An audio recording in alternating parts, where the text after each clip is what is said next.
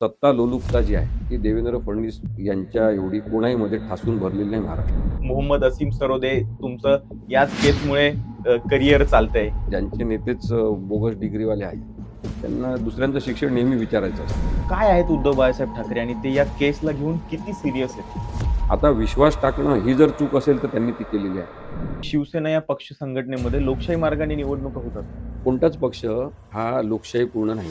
असीम सरोदेंसाठी ही जी शिवसेनेची जी केस आहे ही एखादी सामान्य केस आहे की सरोदेंसाठी हा पर्सनल अजेंडा आहे? माझ्यासोबत आज जे आहेत ते उद्या राहतील का? पक्ष फुटेल का उद्या?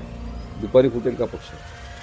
अशा भीतीखाली वातावरण सतत असेल तेव्हा ते तणावग्रस्त राजकारण जे इन्व्हाइट केलेलं आहे दोघांनी महाराष्ट्रामध्ये, त्याचे बळी ते स्वतःसुद्धा ठरू शकतात हे लक्षात घ्या.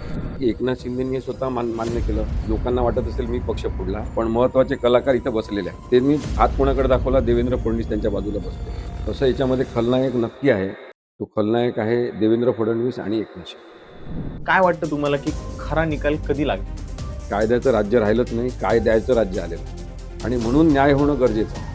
प्रत्येक न्यायाची किंमत असते तसं अन्यायाची किंमत असते. तुमची जी लेबलिंग केलंय की अँटी बीजेपी म्हणून, तर तुम्हाला असं कधी धोका जाणवला? मी काय मोदी विरोधी नाही, तुम्हाला सांगितलं. मी देवेंद्र फडणवीस विरोधी पण नाही.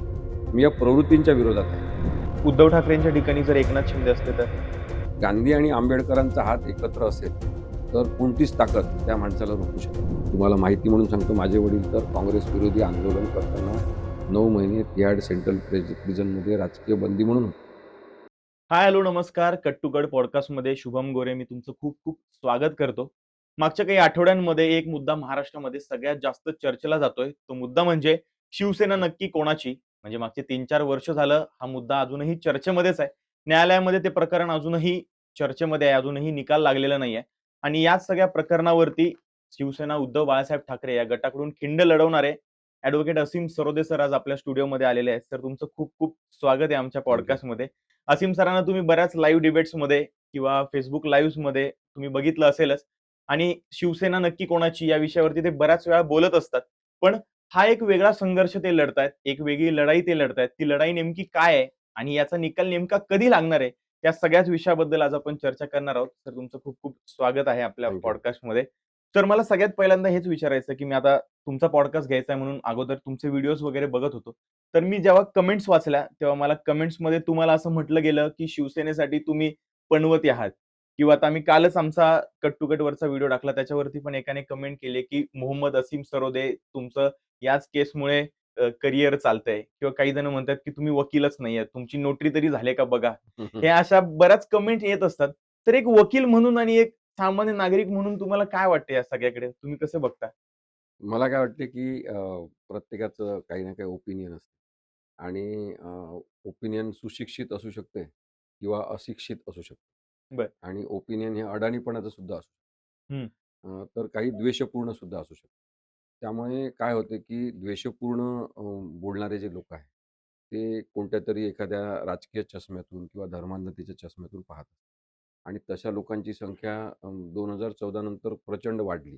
हं. आणि मग ते तशाच पद्धतीने बोलायचं असं ठरवून बोलत बोलत असतात. त्याच्यामुळे त्यांचं म्हणणं त्यांच्याकडे आहे. आपण काही ते लेबल स्वीकारत नाही.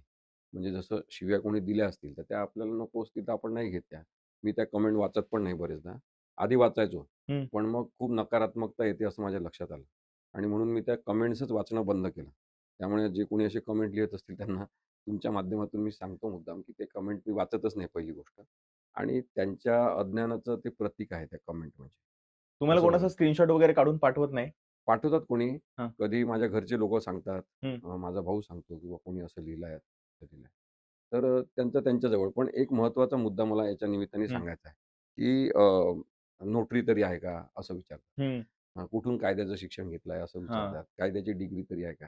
आता ज्यांचे नेतेच बोगस डिग्रीवाले आहेत, त्यांना दुसऱ्यांचं शिक्षण नेहमी विचारायचं असतं. तर ठीक आहे, त्यांचा तो प्रश्न आहे. पण नोकरी आहे का?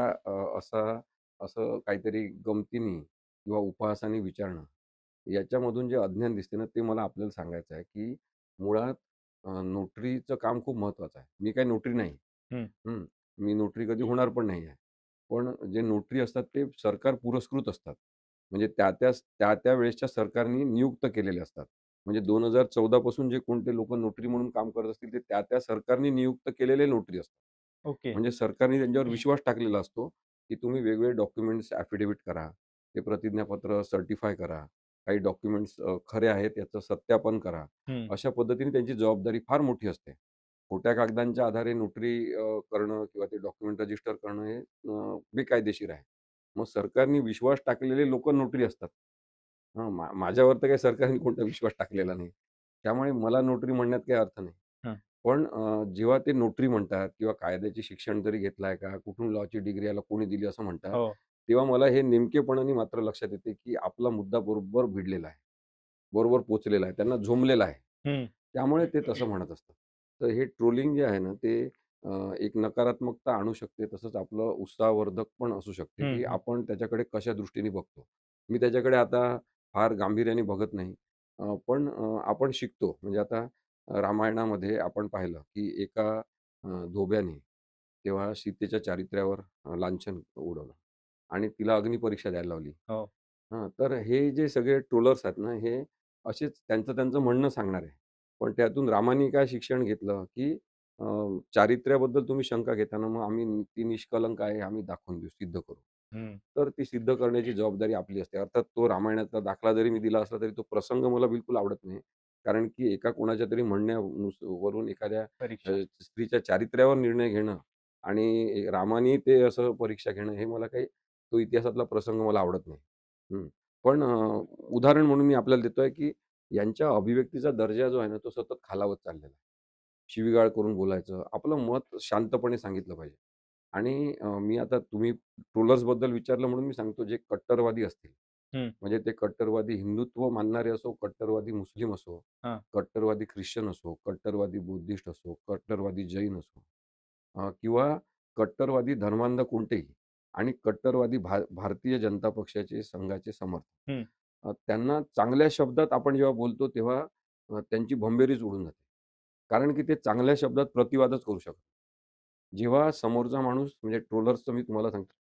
जेव्हा समोरचा माणूस चिडतो आपल्यावर, अशा पद्धतीने काही हं. वक्तव्य करतो, तेव्हा मला हे नक्की माहीत झालेलं असतं, की आपण व्यवस्थित आपलं म्हणणं पोहोचवलेलं आहे आणि मांडलेलं आहे. कारण की आपण डिसइन्फॉर्मेशन किंवा मिसइन्फॉर्मेशन याच्याबद्दल बोलतो, की कोणी पण काहीही येऊन सांगू नका. जे हं. चुकीचं आहे ते चुकीचं चुकीचं. म्हणणारे काही जण शिल्लक आहे ते लक्षात ठेवा. लोकशाहीबद्दल काही जण आपल्या मनापासून तळमळीने बोलणारे आहेत हे लक्षात ठेवा. माझ्यासारखा एखादा कोणत्याच राजकीय पक्षाचा मी कार्यकर्ता नाही, सदस्य नाही, समर्थक नाही. पण संविधानाचे समर्थक काही जण आहेत हे त्यांच्या लक्षात आलेलं असतं आणि त्यामुळे ते चिडतात असं मला वाटतंय. मग तेच मी विचारणार होतो, की आता तुम्ही कट्टरवाद्यांबद्दल बोललात, कट्टर बीजेपीवाल्यांबद्दल बोललात. तर मला हेच विचारायचं होतं, की ॲडव्होकेट असीम सरोदे कोण आहेत? नाही, मी काही कट्टरवादी नाही आहे. मी भारतीय संविधान मानणारा एक नागरिक आहे. हं. आणि मला हेच वाटते, की आत्ताच्या युगात तुम्हाला भारतावर प्रेम करायचं असेल, हं. तर ते केवळ घर-घर तिरंगा म्हणून होणार नाही. तिरंगा दाखवायसाठी कोणी पण लावेल. पण आम्हाला माहिती आहे, की कोणी तिरंग्याला इतके वर्ष विरोध केला. आम्हाला माहिती आहे, की राष्ट्रगीताला कोणी विरोध केला. त्यामुळे राष्ट्रावर प्रेम करायचं असेल, या देशावर राष्ट्र म्हणून प्रेम करायचं असेल, तर सगळ्या नागरिकांवर प्रेम करता आलं. तो कोणत्याही जाती धर्माचा असो, गरीब असो, श्रीमंत असो, तो आंदोलन करणारा असो, मोर्चा काढणारा असो, घोषणा देणारा असो. त्या सगळ्यांवर म्हणजे माझं तर म्हणणं आहे, की अभिव्यक्ती स्वातंत्र्याचा भाग म्हणून आपण प्रत्येक राजकीय पक्षाचं अस्तित्व महत्त्वाचं मानलं पाहिजे. हो. इव्हन भारतीय जनता पक्षसुद्धा नेहमीसाठी चिरंतन काळासाठी टिकला पाहिजे. म्हणजे त्यांनी जशी घोषणा केली होती काँग्रेसमुक्त भारत. हां. ते तर कोणी करू शकत नाही. ती अत्यंत बोगस आणि टुकार घोषणा होती. हां. ते मला मान्य नाही ती घोषणा. आणि तशीच मग भाजपमुक्त भारत कोणी उद्या करणार असतील, तर ते सुद्धा आपल्याला मान्य नाही. आता बरं. भारतीय जनता पक्ष हा काही काँग्रेसमुक्त भारत करू शकला नाही, पण भाजप हा काँग्रेसयुक्त झालेला आहे. हां. हं. त्यामुळे स्वतःच्या पोटात भ्रष्टाचारी लोकांना घेणं म्हणजे मग कोणत्यातरी मुक्त असेल, तर तसं होत नाही. इथे सगळ्या विचारधारांचे लोकं राहिले पाहिजे. हो. ज्यांचा विरोध असेल ते सुद्धा राहिले पाहिजे. ज्यांचं मत असेल किंवा नाही तुम्ही चुकीचे आहात ते सुद्धा राहिले पाहिजे. त्यामुळे मग माझ्याबद्दल ट्रोलिंग करणारे जे आहेत ते लोकं सुद्धा महत्त्वाचे आहेत. फक्त त्यांचे डोके सध्या ठिकाणावर नाही. हं. त्यांचं चित्त थाऱ्यावर नाही.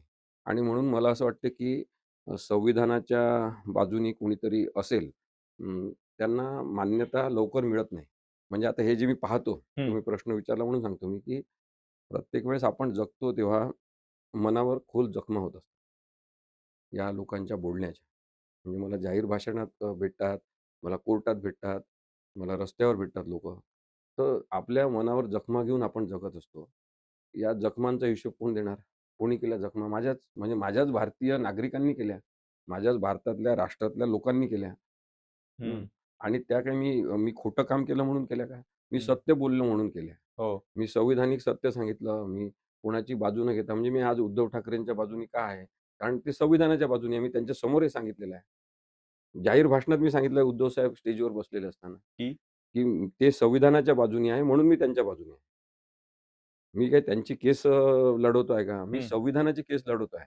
आणि हे वास्तव आहे मी तुम्हाला पुढे-पुढे सांगेन, की किती भयानक पद्धतीने ही ट्रोलर्सची दहशत आणि धमक्या कितीतरी लोकांनी सहन केल्या. पण म्हणजे सर माझ्या कधी दडपण येत नाही या सगळ्या गोष्टींचं, की एका एका विशिष्ट गोष्टींसाठी आपण एवढा मोठा लढा देतोय. म्हणजे विशेषतः करून या शिवसेना या केससाठी तुम्हाला जेवढं ट्रोल केलं जातंय. तर कधी याचं दडपण येतं, आपण एवढा मोठा हे लढा दडपण येते देतोय? तेव्हा आपण माणूसच आहे. हं, आपण काही फार कोणी देवत्व प्राप्त झालेले किंवा संतत्व किंवा ट्रान्समध्ये हं. गेलेले लोक नाही. आपल्याला त्रास होतो ना.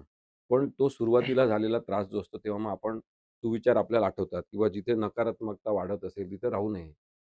जो माणूस निगेटिव्हिटी पसरवत असेल त्याच्या आजूबाजूला आपण फिरकू नये. मग ट्रोल ट्रोल करणारे जे लोक आहेत ते कमेंट करतात की नाही घरातल्या घरात बसून. त्यांना सोपं आहे. आम्ही तर रस्त्यावर भांडतो, आम्ही कोर्टामध्ये भांडतो, न्यायासाठी आम्ही झगडा करतो. मग त्या लोकांच्या कमेंट्स आपण वाचायच्याच नाही. ही सवय आपण काही वर्षांपासून लावून घेतली. त्याच्यामुळे मी आता आनंदात आहे. ओके. पण मला माहिती आहे असे लोक आहेत. त्यामुळे असू दे ते असतील तर काही हरकत नाही. आता आपल्या नरेंद्र मोदींनी तर एवढी फूट पाडलेली आहे की घराघरामध्ये धार्मिक आणि पक्षाच्या आधारे फूट पडलेली आहे. म्हणजे तुम्हाला सांगितलं तर गंमत वाटेल की माझ्याकडे 2 नवरा-बायको आले. हां. आणि त्यांनी सांगितलं त्या दोघांनी, की आम्हाला एकमेकांपासून वेगळं व्हायचं आहे. का? तर कारण त्यांच्यामध्ये राजकीय मतभेद आहेत. तर मग मी त्यांना म्हटलं, "मग तुम्हाला मग काहीतरी एक क्रूरता झालेली आहे, मनावर असे आघात झाले, असं काहीतरी लिहावं लागेल." हं, तर ते म्हणाले, "नाही, तसं नाही. आम्हाला राजकीय मतभेद आहे म्हणून डिव्होर्स घ्यायचा हेच कारण लिहा." आता ते कारण कुठं कायद्यात चालत नाही. हां. आपल्याकडे काही अजून तसा कायदा नाही किंवा हं. नवऱ्याचे मतभेद आहेत. त्याचा पक्ष वेगळा आहे, माझा वेगळा आहे. त्याच्यावरून भांडण होतात म्हणून आम्ही आता सोडत आहे एकमेकांना असं अजूनपर्यंत तरी सुरू नाही हां, झालंय. तर पण ते तात्विक भांडण त्यांचं असल्यामुळे हं, त्यांना मी म्हटलं, "तुम्ही काउन्सिलरची मदत घ्या आणि हे भांडण सोडवा. विरोधी मतं घराघरात असू शकतात. ते आता आपल्याला मान्य करायला पाहिजे. पण इतक्या प्रमाणात द्वेषपूर्णता तयार करणं, की नवरा-बायकोला फक्त राजकीय आपल्या विचारधारांवरून वेगळं व्हावं लागणं, व्हावं वाटणं, ही भयानकता आहे. चांगलं नाही हे सगळं." असं माझं मत. म्हणजे राजकारण केवढं उंबरठ्यावर हो, घरातच आलं त्याच्यामुळे एकदमच. आपल्याला तर लोकं ट्रोल करणारच. हं, तर त्या ट्रोलर्सचं आपण स्वागत केलं पाहिजे. मग आपण आपल्या आधी म्हणायचो, म्हण होती आपल्या इथे, "निंदकाचे घरं असावे शेजारी." आता ते आपलं मोबाईल जर आपलं एक घर असेल, तर हं, त्या घरातच आता ट्रोलर्स आहेत. हं. मग त्यांचं ते मान्य करावं लागेल आपल्याला अस्तित्वसुद्धा आणि कधीतरी ते सुधारतील अशी अपेक्षा करायची आणि आपण आपलं पुढे जायचं. आणि असीम सरोदे तर कमेंट्स आता वाचत पण नाहीत. कोणी स्क्रीनशॉट पाठवणार असेल, कमेंट करणार असेल, तर तो तुमच्यापर्यंत पोहोचणार पण नाही. हो. पण सर या केसकडे येतो मी, की या केसच्या निमित्ताने तुम्ही उद्धव बाळासाहेब ठाकरेंना खूप जवळून पाहिलं. काय आहेत उद्धव बाळासाहेब ठाकरे आणि ते या केसला घेऊन किती सीरियस आहेत? मला काय वाटतं, की माणूस म्हणून अ, उद्धव ठाकरे हे खूपच उत्तुंग व्यक्ती आहे. म्हणजे जी सहनशीलता त्यांच्यामध्ये आहे. मी प्रत्येक वेळा बोलतो, की कोणीतरी फुटलं असेल, फोनवर बोलणं होते. ते म्हणतात, "जाऊ द्या, जे गेले ते. जाणार आहे त्यांना जाऊ द्या." आपण काही त्यांना आता थांबवू शकत नाही. कारण की धनशक्ती खूप मोठी आहे आणि त्या धनशक्तीसमोर आपण टिकवू शकत नाही, हे त्यांनी मान्य केलेलं आहे. आता एखादी गोष्ट जेव्हा आपण मान्य करतो, अपरिहार्यपणे का असेना, त्याच्यामध्ये पण मनाची व्यापकता खूप पाहिजे. म्हणजे मला 2 माणसांबद्दल भारतातल्या सातत्याने हे वाटत आलेलं आहे. एक म्हणजे राहुल गांधी आणि दुसरे म्हणजे उद्धव ठाकरे. त्यांच्यासारखं कोणी आपल्याला त्रास दिला असता, ट्रोल केलं असतं, टीका केली असती, पूर्ण कॅम्पेन चालवलं असतं आपल्या विरुद्ध. जसं उद्धव साहेबांचा तर पक्ष एकामागे एक, एकामागे एक फोडत गेले, फोडत गेले. तो माणूस म्हणून खचून गेला असता तो नेता. पण उद्धव साहेब खचले नाही आणि ते उभे आहेत अजूनही ताठ मानेने. अ, आजाराच्या वेळेस त्यांच्या मरणाची वाट पाहत होते काही जण किंवा हे मरतील या ऑपरेशनमध्ये आणि त्याच्यानंतर आपण सत्तांतर घडवून आणू. पण मग ते मेले नाही, वाचले आणि झुंजून वाचले. खूप कठीण ऑपरेशन होतं ते आणि त्याच्यानंतर वाचल्यामुळे मग हे पक्षफोडीचं सगळं प्रकरण झालं. तर ही अमानुषता जी आहे ना राजकारणात आलेली त्याला पुरून उरणारा माणूस म्हणून मी उद्धव ठाकरेंकडे पाहतो. खरं तर हे खूप संत माणसाचं काम आहे. एवढ्या निरपेक्षपणे आपल्याच पक्षातल्या फुटीकडे पाहणं. तटस्थता त्याच्यामध्ये असली पाहिजे. जिगर असलं पाहिजे. म्हणजे ते जरी म्हणत असले तोंडी, हां. बाळासाहेब ठाकरेंचे वाक्य सांगत असले, मर्दपणाबद्दल सांगत असले, तरी एक झुंजार नेतृत्व म्हणून मला उद्धव ठाकरे हे महत्त्वाचे नेते वाटतात. अ, नरेंद्र मोदींसारख्या अत्यंत मोठ्या पाशवी ताकदीसोबत जो लढा देणारे दोघं जण आहेत, त्यातले महाराष्ट्रातले उद्धव ठाकरे आणि भारताच्या स्तरावर राहुल गांधी हे दोघं जण. आणि या केसच्या निमित्ताने ते किती सीरियस आहेत? ते कसा पाठलाग करतात किंवा ज्यावेळेस कोर्टामध्ये हिअरिंग असते, त्यावेळेस त्यांचं सगळं एकंदरीत कसं असतं? Follow up, meetings? मला त्यांची नेहमी विनोदबुद्धी पाहायला मिळालेली आहे या बाबतीत. ते म्हणतात, की बुवा पुढची तारीख देणार असतील, तर मग न्यायालयाला तुम्ही आधीच सांगून टाका, की बुवा आता एकदम मला आम्हाला 2 वर्षाचीच तारीख द्या, 5 वर्षाचीच तारीख द्या. पण त्या दिवशी मग ते निकाल तरी लावून टाका. असं ते विनोदाने म्हणतात. याचं कारण काय आहे, की तो माणूस कलाकार आहे. राज ठाकरे असतील, उद्धव ठाकरे असतील, ते हे कलाकार माणसं आहेत, फोटोग्राफर आहे. एक दृष्टी आहे वेगळी समाजाकडे पाहण्याची.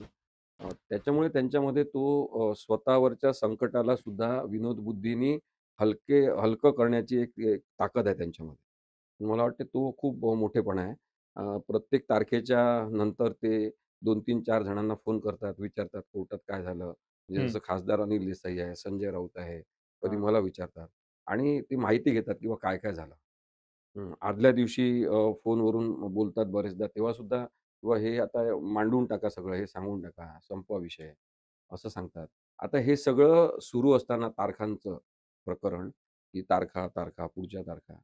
याच्यामध्ये निवडणुका किती आल्या तुम्ही बघा. त्यांनी हो. विधानसभा लढवली, त्यांनी ह्या लोकसभेच्या निवडणुका किती प्रभावीपणे त्यांनी लढवल्या आणि स्वतःच्या बळावर त्यांनी जिंकून आणले लोकं.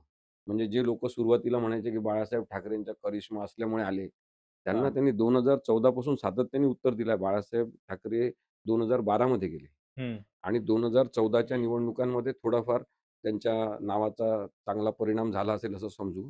पण नंतरच्या सगळ्या निवडणुका त्यांनी स्वतःच्या एकहाती बळावर लढवलेल्या आहेत. आणि हे सगळी फुटाफूट होत असताना, अ, त्याला आपण काय म्हणू गद्दारी वाढत असताना, तर त्या ताकदीचा तो माणूस आहे असं मला वाटते.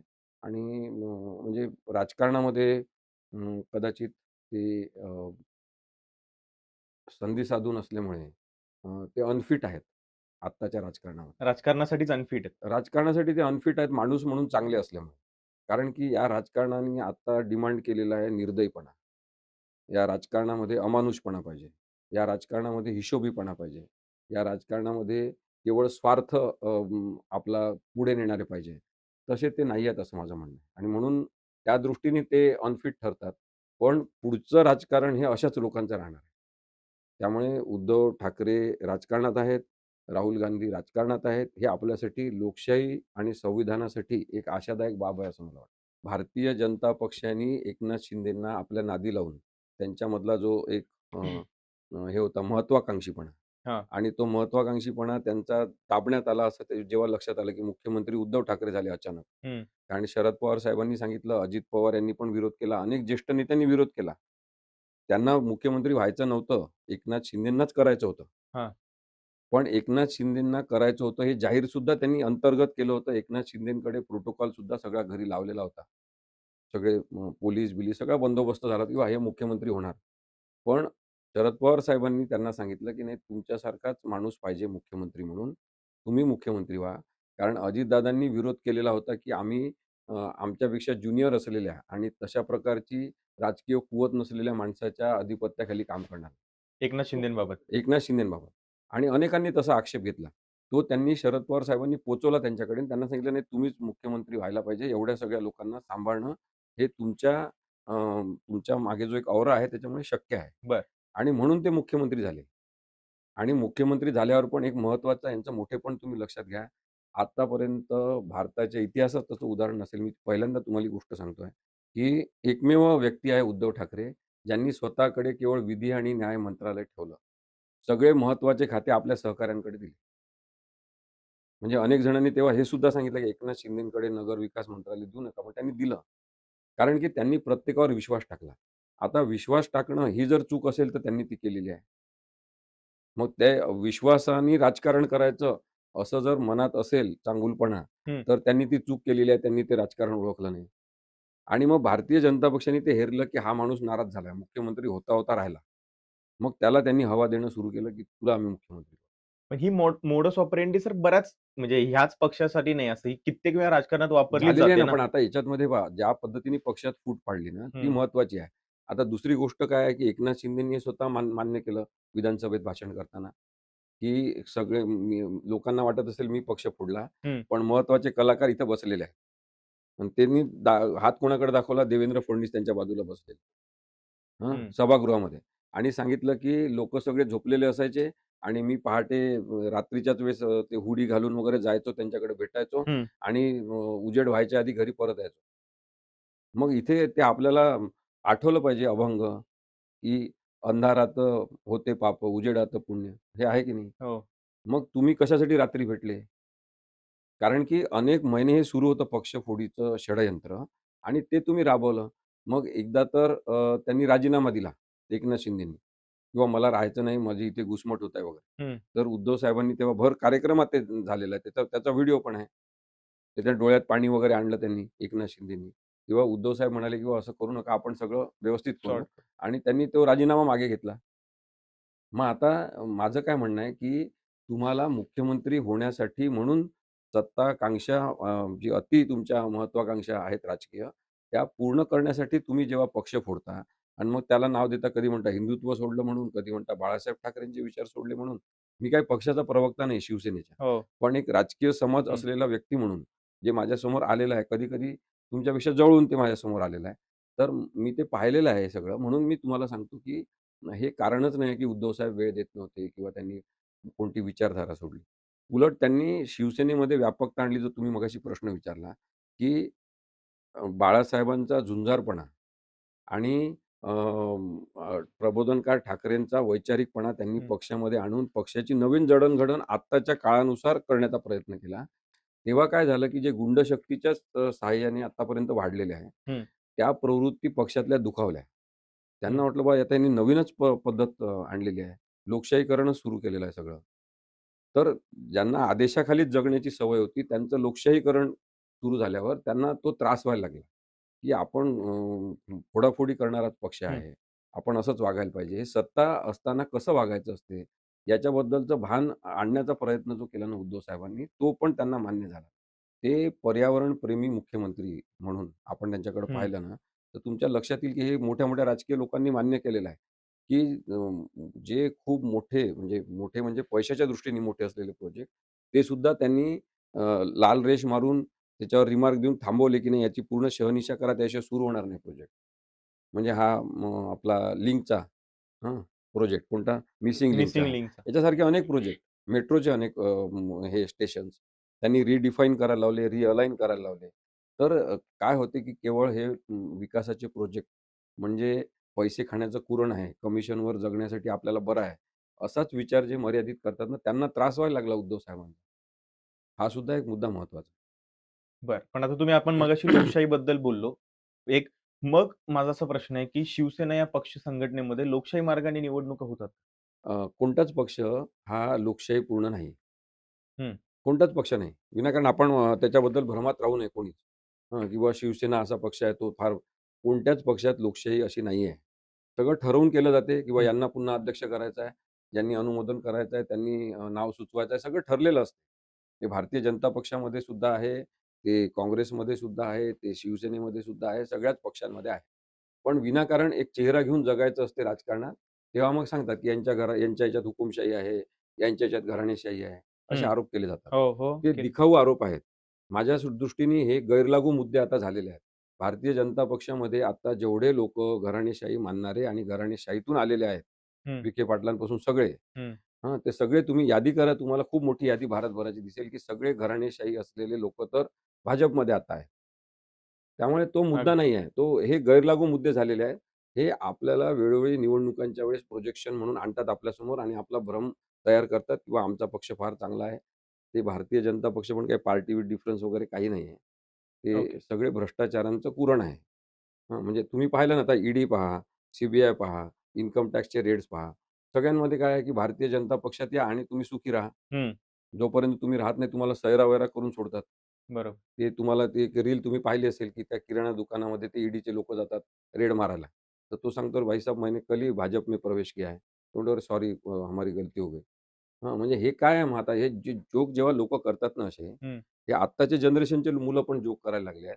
तर या विनोदांमधून राजकीय पक्षांनी शिकायला पाहिजे, की लोकं तुम्ही जे काही चित्र तयार करताय ना, त्याला भुलून काहीतरी तुमच्या बाजूचा विचार करताय हे समजू नका तुम्ही. लोकांना लक्षात येत आहे. मग सर एक त्रयस्थ म्हणून जर विचार केला, तर आता तुम्ही शिवसेनेसाठी म्हणजे ठाकरे गटाकडनं तुम्ही खिंड लढवताय खरं. पण पक्ष संघटना म्हणून शिवसेना चांगली आहे का? तर अगदी उत्तम आहे. पण पक्ष संघटना आणि पक्षाची ध्येय धोरणं याच्यामध्ये कुठेतरी गफलत झाली का ठाकरेंकडून? किंवा एक त्रयस्थ म्हणून बघताना ठाकरे म्हणजे शिवसेना हा अट्टहास कुठेतरी याला कारणीभूत ठरला असं वाटत नाही का तुम्हाला? नाही झालं असेल प्रत्येक पक्षाने त्यांचं परीक्षण, निरीक्षण हं, करावं. आणि चिंतन करण्याची संधी प्रत्येकालाच असते हं. आणि शिवसेनेचं तर सिम्बॉल ते वाघ आहे. हां. वाघ हे सिम्बॉल आहे त्यांचं. वाघ असतील, सिंह असतील. हं. आता हे जे प्राणी आहेत ते सिंहावलोकन करण्यासाठी प्रसिद्ध आहेत. त्यामुळे मागे वळून पाहिलं पाहिजे आणि विचार केला पाहिजे सगळ्यांनी. सगळ्याच राजकीय पक्षांसाठी आहे. शिवसेनेने एवढं सहन केलेलं आहे आता पक्षाचं फुटणं, खिंडार पडणं. तर त्यांच्यासाठी हा विचार महत्त्वाचाच आहे आणि ते विचार आता करायला लागलेले आहेत. तेव्हापासून ते करतायत. त्यामुळे कसं असतं की स्थिरता पक्षामध्ये आल्याशिवाय हं. मग आणखी जास्त काहीतरी बदल करण्याची प्रक्रिया सुरू होऊ शकत नाही. काय होतं त्यांच्या पक्षाला स्थिरताच येऊ देत नाही. म्हणजे सारखं हां, एवढ्या मेहनतीने सगळे खासदार निवडून आणले. त्यातले 6 खासदार फोडले परत. आता राहिले तिघं जणं. एक राज्यसभेमध्ये, दोघं लोकसभेमध्ये. तर या सगळ्या पार्श्वभूमीवर मग काय होते, की पक्ष जोपासणं आणि पक्ष जपणं हेच एक दैनंदिन काम होऊन जाते. हं, मग हं, तुम्ही एक रणनीती म्हणून मग एक चांगुलपणा म्हणून, पक्षाची शिस्त म्हणून काही राबवण्याचा प्रयत्न केव्हा करणार? हं. हा एक मोठा प्रश्न त्यांच्यासमोर निर्माण झालेला आहे असं मला वाटतं. जास्त पक्षाबद्दल न बोलता आता मी परत केसकडे तुम्हाला घेऊन येतो. असीम सरोदेंसाठी ही जी शिवसेनेची जी केस आहे, ही एखादी सामान्य केस आहे, की सरोदेंसाठी हा पर्सनल अजेंडा आहे? नाही, माझ्यासाठी संविधान हा पर्सनल अजेंडा आहे. संविधान हा राष्ट्रीय अजेंडा आहे आणि याच्यामध्ये संविधानच इन्व्हॉल्व असल्यामुळे मी याच्यामध्ये त्या भावनिक यांनी गुंतलेलो आहे. हां आणि हं, आता मीच नाही, मी तुम्हाला सांगतो कपिल सिब्बल सर सुद्धा भावनिक दृष्टिकोनातून या केसमध्ये आहे. ते म्हणतात, की माझ्या हार्टशी कोर विषय हा आहे, की एकदा नक्की झालं पाहिजे, की पक्षफोडी म्हणजे काय? एकदा नक्की झालं पाहिजे पक्षांतर म्हणजे काय? हे सातत्याने ते आता सगळेच जण सांगायला लागलेले आहेत. त्यामुळे मला असं वाटते, की आपण जर पाहिलं तर याचं चित्र जे केसचं तयार झालं आहे ना, ते भारतीय जनता पक्षासाठी विशेषतः खूप घातक आहे. बरं. ते असं आहे, की सुरुवातीला जरी या केसचं स्वरूप हे उद्धव ठाकरे विरुद्ध एकनाथ शिंदे असेल, तरी ते बदलत गेलेलं आहे. लोकशाही विरुद्ध एकनाथ शिंदे आहे. न्याय विरुद्ध एकनाथ शिंदे आहे आणि सत्य विरुद्ध असत्य आहे. मग असत्याच्या जागी आता एकनाथ शिंदे आहे. त्या असत्याच्या पाठीमागे भक्कम पाठिंबा असलेला भारतीय जनता पक्ष म्हणजे देवेंद्र फडणवीस. बरं. की ज्यांनी आपल्या राजकीय सोयीसाठी देवेंद्र फडणवीस यांनी स्वतःला ते चाणक्य वगैरे म्हणून घेतात. या खोटारडेपणाच्या आधारावर त्यांनी पक्ष फोडला आणि ते मुख्यमंत्री होण्याकडे त्यांनी वाटचाल सुरू केली होती. तर ते अत्यंत चुकीचं आहे. मग तुम्हाला पाहिलं तुम्ही अमित शहानी ओळखलं की हा माणूस फार जास्त पुढे-पुढे जाण्याचा प्रयत्न करतोय. तर त्यांनी त्यांना उपमुख्यमंत्री केलं. तेव्हा ते म्हणाले की नाही माझी काही इच्छा नाही आहे, मी संघटनात्मक काम करणार कारण त्यांना मुख्यमंत्री व्हायचं होतं. लोकांना दिसत होती नाराजी. त्यामुळे केवळ पदाची आस, केवळ एखाद्या पदावर बसण्याची सत्ता लोलुपता जी आहे, हं. ती देवेंद्र फडणवीस यांच्या एवढी कोणाहीमध्ये ठासून भरलेली नाही महाराष्ट्रामध्ये. आणि त्यांनी मग आणखी एक तसाच माणूस तयार केलेला आहे. त्यांचं नाव एकनाथ शिंदे आहे.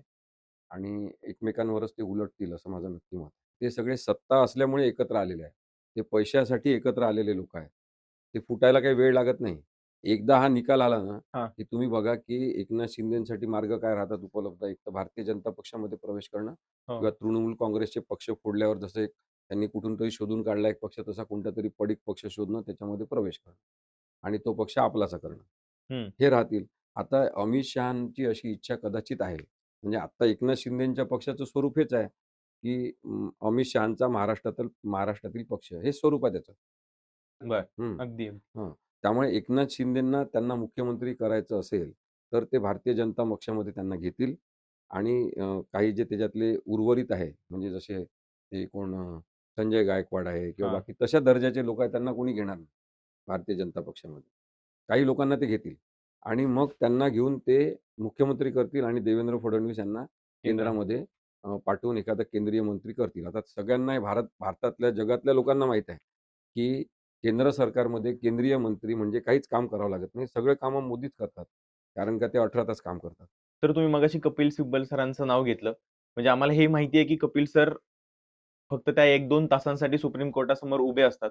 पण त्यांना शिवसेनेबद्दल सगळं ब्रीफ करण्याचं काम महाराष्ट्रातून असेल किंवा एकंदरीतच असीम सरोदे सर म्हणजे तुम्हीच करता.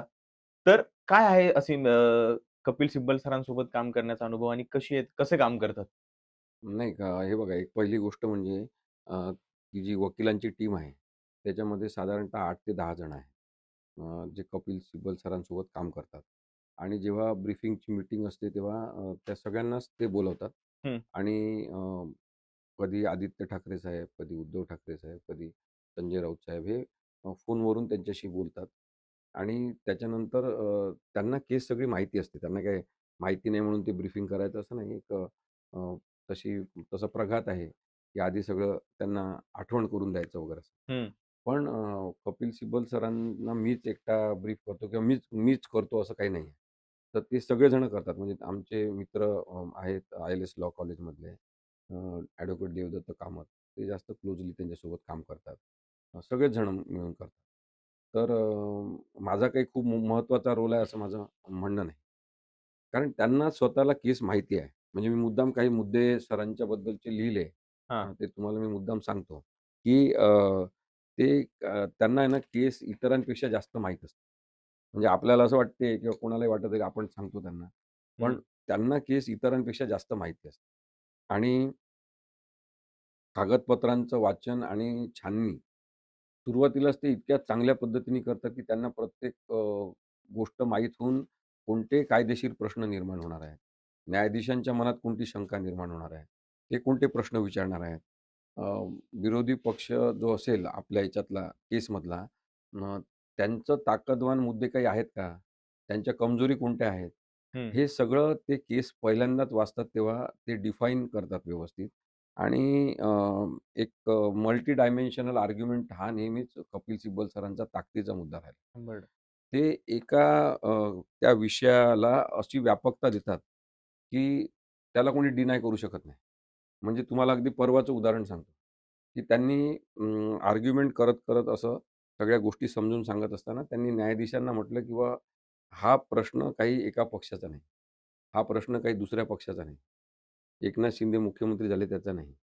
हा प्रश्न आहे आता संविधानिक नैतिकतेचा. भविष्य राजकीय कसं असेल? राजकीय घडामोडी अशाच पक्षफुटीच्या आधारे भरून राहतील का भविष्यातल्या? याच्या संदर्भातला निर्णय आज सुप्रीम कोर्ट घेणार आहे. हं. असं त्यांनी म्हटल्यावर काय होते, की सगळ्यांच्या लक्षात येते, की हा विषय फक्त पक्षांतर बंदी, या पक्षातून त्या पक्षात काही लोकं गेले एवढा मर्यादित नाही. तर ही व्यापकता देण्याची जी कला-कुसर त्यांच्यामध्ये आहे, मला वाटते ती एक ज्युडिशियल क्रिएटिव्हिटी आहे. म्हणजे आपण त्याला काय म्हणू, न्यायिक अशी अभिनवता हं. त्यांच्यामध्ये आहे, ती जी वापरतात आणि ती मोठ्या अनुभवाच्या आधारे येत असते, असं मला वाटतं. दुसरं, की एक ते एअरटाईट काउंटर आर्ग्युमेंट तयार करतात, की आपण आता एवढं सगळं सांगितलं, आता युक्तिवाद संपलेला आहे. हो. पुन्हा आता एकनाथ शिंदेतर्फे युक्तिवाद होणार, त्यानंतर इलेक्शन कमिशनकडे होणार. तर आत्ताच कपिल सिब्बल सरांचा एक काउंटर आर्ग्युमेंट तयार असणार, की आता याच्यातले कोणते-कोणते मुद्दे ते घेणार याचा त्यांना अंदाज येतो आधी. आणि हे सुद्धा एक अनुभव सिद्ध असं कौशल्य आहे असं मला वाटते. दुसरं, की न्यायाधीशांचा व्ह्यू पॉइंट काय राहील? म्हणजे जसं आता याच्यामध्ये जस्टिस जायमाला बागची आहेत, जे स्वतः वेस्ट बेंगॉलचे आहेत. तर एक तुम्ही समजून घ्या, की न्यायाधीश होतो माणूस कोणता पण, तो त्याच्या सगळ्या जाणीवांसह, त्याच्या अपब्रिंगिंग आणि थॉट प्रोसेससह होत असतो. हं. आणि राजकीय हितसंबंध, राजकारण, राजकीय दृष्टिकोन हे समजून घेण्यामध्ये भारतामध्ये महाराष्ट्र आणि वेस्ट बेंगॉल इथले लोकं प्रचंड हुशार आहेत. हो. आपल्यापेक्षा जास्त वेस्ट बेंगॉलमध्ये आहेत. की ते राजकारण व्यवस्थित समजून घेतात. त्यांचा प्रतिसाद हा एज्युकेटेड स्वरूपाचा असतो. आणि तिथून जयमाला बागची हे जज आलेले असल्यामुळे त्यांना हे संदर्भ लगेच लक्षात येतात. आणि आत्ताच तृणमूल काँग्रेससोबत तसंच झालेलं आहे. त्यामुळे त्यांच्या राज्यामध्ये झालेल्या घडामोडींच्या आधारे सुद्धा ते काल ते दाखला पाहतात. दिला त्यांनी, हां. काल परवा. तर त्याच्यामुळे त्यांचा व्ह्यू पॉइंट काय असेल याच्याबद्दलचा एक अंदाज कपिल सिब्बल सरांना नाही. अशा सगळ्या बॅकग्राऊंडच्या आधारे असतो. हा एक महत्त्वाचा मुद्दा आहे आणि त्याच्यामुळे ते काय प्रश्न विचारणार, त्याचं उत्तर आधीच त्यांच्या डोक्यात तयार असतं. त्यानंतर आणखी 1-2 मुद्दे फक्त सांगतो, की एक स्ट्रक्चर्ड क्रोनॉलॉजी करून न्यायालयाला सुलभ पद्धतीने आपलं म्हणणं ते सांगतात. सोप्या भाषेत. म्हणजे आता हे जे सगळं एवढा मोठा घटनाक्रम आहे, तर कपिल सिब्बल सरांनी हा घटनाक्रम 9 पानांमध्ये तयार केला, की तारीखवार या तारखांना काय झालं, त्या तारखांना काय झालं. तर तो घटनाक्रम जेव्हा अगदी सोप्या शब्दात त्यांच्या समोर असतो न्यायालयाच्या, तेव्हा त्यांना नेमकं ते सांगतात, की या तारखांमध्ये कशी बदमाशी म्हणजे त्यांनी जो मुद्दा मांडला, की बरोबर भारतीय जनता पक्ष प्रणीत असलेल्या सुरक्षित राज्य मानून त्याच राज्यांमध्ये कसे गेले. सुरत. आणि सगळेजण एकाच ठिकाणी कसे गेले. म्हणजे तुम्हाला मी गमतीदार मुद्दा सांगतो, की काल मला वाटतं मी सांगितलं पण पत्रकारांनी काही विचारलं तेव्हा, की अ, जेव्हा भरत गोगावलेंना प्रश्न विचारला, विधानसभेमध्ये जेव्हा राहुल नार्वेकरांसमोर सुनावणी सुरू होती तेव्हा, की तुम्ही सुरतलाच कसे गेले? त्याच हॉटेलमध्ये कसे गेले? म्हणजे हा कोइन्सिडन्स साधा नाही आहे. ठरून तुम्ही सगळे तिथे गेले. ठरून हां. तुम्ही भाजपच्या राज्यात गेले. तिथं सुरक्षा असते म्हणून. तर त्यांनी सांगितलं, "नाही, मी सुरतला याच्यासाठी गेलो. छत्रपती शिवाजी महाराज सुद्धा गेले होते. मग मला वाटलं, की हे चांगलं ठिकाण असेल म्हणून मी तिथे गेलो." आता हे हास्यास्पद आहे हे उत्तर देणं सुद्धा. कारण की जेव्हा अनपेक्षित प्रश्न येतो, त्यांना सांगितलं असेल किंवा हे असं प्रश्न विचारला, की असं सांगा. पण जेव्हा अनपेक्षित प्रश्न येतो तेव्हा अ, स्वतःच्या बुद्धीच्या कुवतीनुसार तो माणूस उत्तर देतो. आता ती स्वतःची बुद्धीची कुवत त्याची उघड करणं कोर्टामध्ये, हे ते खूपच काम. महत्त्वाचं ठरते. हा एक मुद्दा आणि दुसरं त्यांचं कॉन्स्टिट्यूशनल डिस्प्यूटमध्ये एक नेमकेपणा पाहिजे. तो फार महत्त्वाचा कपिल सिब्बल सरांकडे आहे.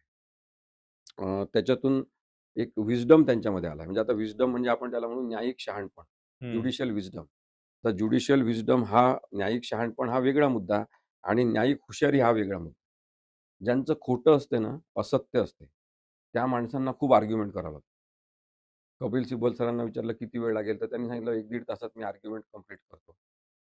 हा कॉन्फिडन्स केव्हा येतो, जेव्हा आपल्याला माहीत आहे, की आपलं सत्य आहे, ते सांगायसाठी कमीत कमी वेळात आपण सांगू शकतो. सत्य ही एक अशी कन्सेप्ट आहे, जी कमी वेळात सांगता येते. हां. पण असत्य खूप जास्त वेळात ते सांगावं लागतं. वारंवार सांगावं लागतं. तर त्यांना 3 तास लागणार आहेत. त्यांनी सांगितलं 3 तास आम्हाला लागतील, 3 तास निवडणूक आयोगाला लागतील. म्हणजे 6 तास एकूण त्यांना लागणार आहे. कारण हं. की असत्य आलाप त्यांना करायचा आहे तिथे. तर म्हणून मग या सगळ्या गोष्टी जो आहे त्याच्यामध्ये Kapil Sibal as a person, Kapil Sibal sir as a advocate, senior council, constitutional expert म्हणून खूप वेगळे आहेत. आणि ते उद्धव ठाकरे साहेबांना जी काही मदत करत आहेत, ह्या न्यायिक सगळ्या प्रकरणामध्ये, ती म्हणजे हॅट्स ऑफ रिमार्केबल आहे मी तुम्हाला सांगतो.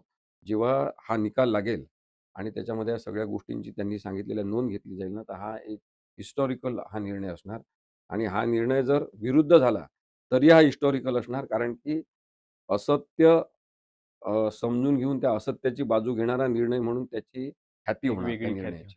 इतक्या मोठ्या प्रमाणामध्ये आता हे प्रकरण असं तापलेलं आहे. पण सर प्रकरणाबद्दलच आता बोलायचं झालं तर ते 2022ला जे प्रकरण झालं ते झालं. त्याच्यानंतर 2024ला विधानसभेची निवडणूक झाली. त्याच्या अगोदर जुनी विधानसभा बरखास्त पण झाली. हं, म्हणजे ते जे आमदार होते ते आता आमदार राहिले नाहीत. हं, त्यानंतर नवीन निवडणूक झाली. हं, नवीन सगळे आमदार लोकांमधून परत निवडून आले. हं. मग आता ते कसे काय अपात्र ठरू शकतात? याच्याबद्दल कायदा काय सांगतो? नाही आता ज्या निवडणुका झाल्या की नाही, त्याचा याच्याशी काही संबंध नाही. ते कोणी अपात्र वगैरे ठरणार नाही. हां, कारण की व्हॅलिड आणि कायदेशीररित्या त्यांना पक्ष दिलेला आहे, अशा समजामध्ये आपण सगळेजणच आहोत. तो समजातच आहोत. पक्ष हां, चालवणारे सुद्धा आपण सगळेच जण. हो, तर आपण एक गृहीत धरलेलं आहे, की एका अथॉरिटेटिव्ह असलेल्या संस्थेने म्हणजे इलेक्शन कमिशन ऑफ इंडियाने त्यांना धनुष्यबाण हे चिन्ह आणि शिवसेना हे पक्षाचं नाव दिलेलं आहे. बरोबर. त्यामुळे त्याखाली झालेल्या निवडणुका ज्या आहेत त्या बेकायदेशीर ठरवता येतात. त्यामुळे हे आत्ता जे निवडून आलेले आमदार कोणी अपात्र वगैरे काय होत आणि जे नाही. निवडून नाही आले ते? म्हणजे 31 आमदारांना काहीच होऊ शकणार नाही आता. ते नाही आता जे त्या एकनाथ शिंदेतर्फे निवडून आले त्यांना काही फरक पडणार नाही याचा. हं, पण या निर्णयाचा दूरगामी परिणाम आणि आवश्यकता अशी आहे, की कधीतरी हे नक्की झालं पाहिजे, की अशा पद्धतीने पक्ष फोडणं हे हं. बरोबर आहे. ही प्रोसेस मान्य आहे का कायद्याला? मग हं. ठाकरे फक्त नैतिकतेसाठी लढतायत, की आता नावासाठी, की चिन्हासाठी? संविधानिक नैतिकतेसाठी आता लढत आहेत आणि पक्षचिन्ह तर त्यांनी तुम्ही पाहिलं, की ज्या वेगवान पद्धतीने त्यांनी मशाल सुद्धा एस्टॅब्लिश केली. हं, हं. मशाल तर चिन्ह निवडणूक आयोगाने त्यांना दिलं. हो. त्यावेळेस एकनाथ शिंदेंना कोणतं चिन्ह दिलं होतं? ते 2 तलवार आणि ढाल दिलं होतं. हं. तुम्ही लढायचं होतं त्याच्यावर. पण त्यांची कमजोरी ही आहे एकनाथ शिंदेची आणि त्यांच्यासोबतच्या लोकांची, की त्यांना आयडेंटिटी पाहिजे आहे. तर ही आयडेंटिटी पॉलिटिक्सची ही लढाई आहे आत्ताची. आणि हं. त्याच्यामध्ये मग उद्धव ठाकरेंना आता धनुष्यबाण मिळालं नाही तरी चालेल.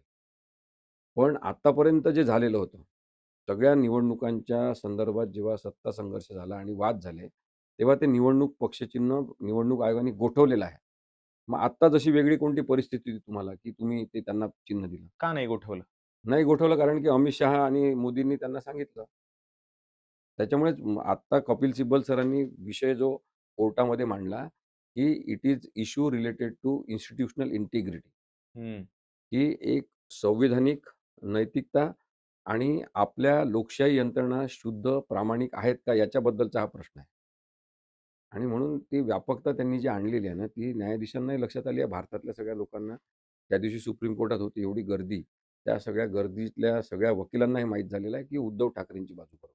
पण सर आता हे 3-4 वर्ष झाले या सगळ्या प्रकरणाला, इतके वर्ष अजूनही ते सुप्रीम कोर्टामध्ये प्रलंबितच आहे. हा जो सगळा इनजस्टिस झाला किंवा हा इनजस्टिस जो काही आहे, जो मिळायला एवढा वेळ लागतोय, याच्यामध्ये ठाकरेंनी काय पद्धतीचं भोगलं? म्हणजे फार मानसिक ताणाचं हे आहे आणि मला वाटते, की देवेंद्र फडणवीस यांना आनंद होत असेल, एकनाथ शिंदेंना आनंद होत असेल, त्यांच्यासोबत जाणाऱ्यांना झाला असेल, तर त्या सगळ्यांनी लक्षात घ्यावं, की त्यांनी एक अत्यंत वाईट प्रकारचं राजकारण प्रस्थापित केलं, जे मानसिक आरोग्य बिघडवणार आहे.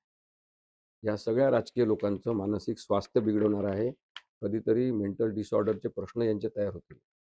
कारण की सतत झोपताना हा विचार करणे आणि भीतीच्या दडपणाखाली झोपणे, की माझ्यासोबत आज जे आहे ते उद्या राहतील का? पक्ष फुटेल का उद्या? दुपारी फुटेल का पक्ष?